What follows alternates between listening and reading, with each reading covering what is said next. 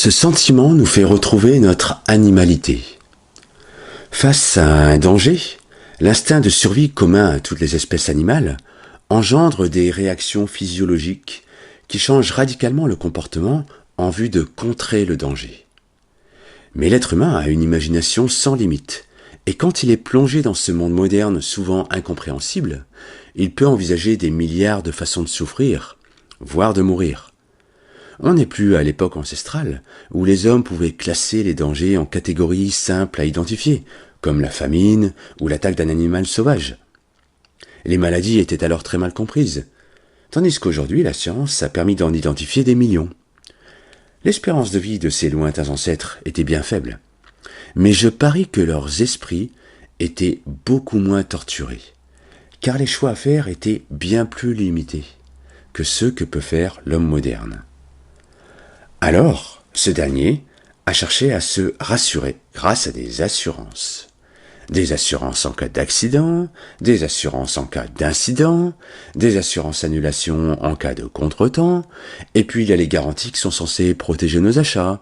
Tout est fait pour proposer à l'homme moderne des moyens de le rassurer. En fin de compte, il semble que tout doit être programmé, rationalisé, organisé. Or, je pense que cette situation, dans ses excès, pervertit la vie. Les gens n'acceptent plus assez l'imprévisibilité de la vie. L'imprévisibilité, ce sont ces courants d'air qui font s'écrouler nos châteaux de cartes, c'est-à-dire nos projets. Parfois, c'est seulement la partie supérieure du château qui tombe. Parfois, c'est toute la structure qui s'affaisse. Je pense que trop de gens appréhendent ces accidents. Ils les craignent, ils redoutent ces aléas et veulent s'en prémunir à tout prix, même au prix de perdre ce qui fait le sel de la vie. Selon moi, la vie doit être une aventure avec son cortège de risques, et donc de craintes et de peurs. Les craintes et les peurs, une fois passées, décuplent notre joie de vivre sans elles. C'est comme en sport. Tantôt on gagne, tantôt on perd. Mais heureusement qu'on perd de temps en temps. Sinon, on n'éprouverait aucun plaisir à gagner. Et à chaque fois qu'un imprévu abîme ou détruit mon château, cela renforce ma satisfaction à l'achever plus tard.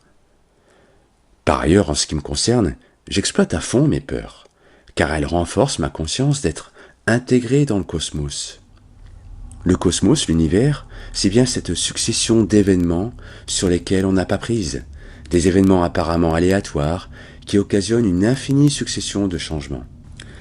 Les scientifiques ont beau proposer des lois physiques et les religions des lois divines, personnellement, je ne crois pas qu'on puisse vraiment comprendre l'infinie complexité de l'univers.